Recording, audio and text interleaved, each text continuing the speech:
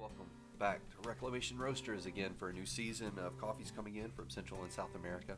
And I also have an amazing coffee from Kenya currently. And so thank you guys for joining us, and let's check out and see what we got.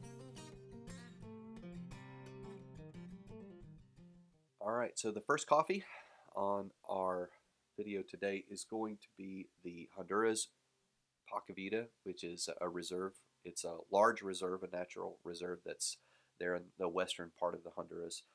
This coffee is going to be sweet because it has such beautiful weather to grow in. High in moisture for that area, and then very dry in the summer and the harvest seasons when it's time for them to sun dry.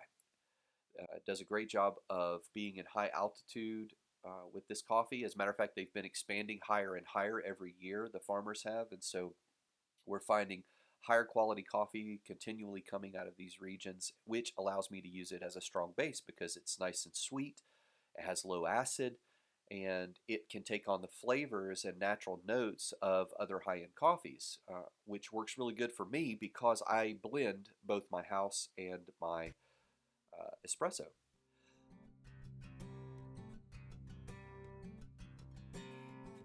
Let's start off with our espresso. I've got a great strong base with the Honduran Pacavita with a good bit of the sweetness and the citrus that's going to come from the Honduran. But then I've added the Brazil. Now, because the Brazil has a lot of cocoa in it and it blends really well with the Honduran, I'm actually beginning to taste dried tobacco leaf.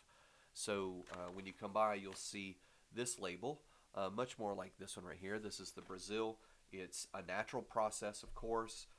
It's going to be mild in acid, but when the cocoa hits the Honduran in my espresso, I'm getting that toasted oats and graham.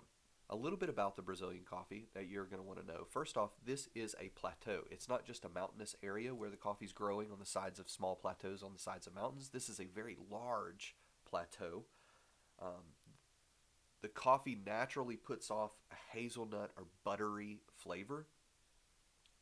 But in my espresso, that's where I'm getting more of the tobacco flavor. So when I went to it by itself, cupped it, it was a beautiful tobacco flavored dried tobacco leaf. So it can be have a lot of body to it, and that's what tastes so good about it.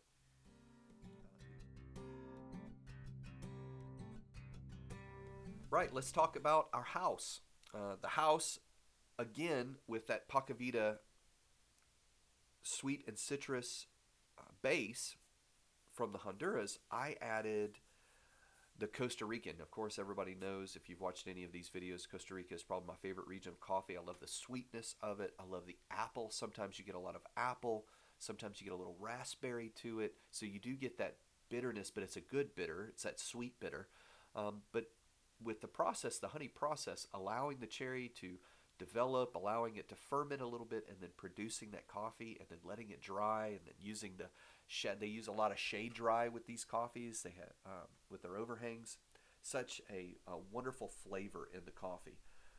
This is coming from the San Diego mills, which a lot of producers go and use those mills to help dry their coffee and then get it out there and co-op it out.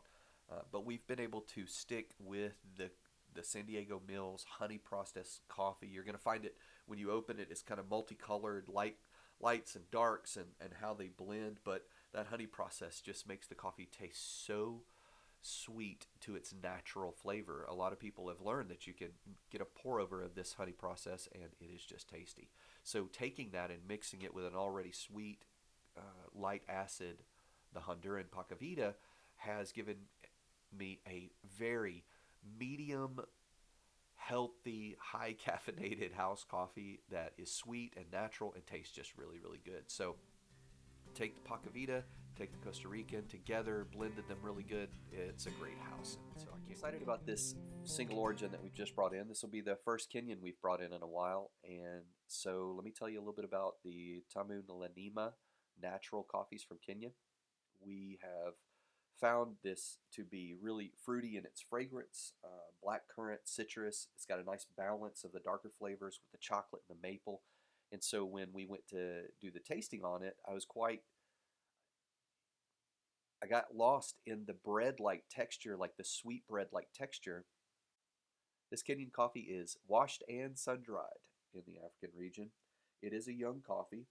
It is full-bodied, so you're going to get a lot of flavor in it, a lot of coffee flavor, but the sweetness that you're going to taste coming out of this is not your normal Kenyan berry-like flavor like that. It's going to be much more of a coffee blossom or the coffee cherry, which I would call that the nectar of the coffee. And so I'm tasting more of the nectar of the coffee, and then something unique. I'm tasting an injera, which is a spice used in Kenyan bread and African breads. And so I'm getting some really good flavor out of that, some things that I've had before.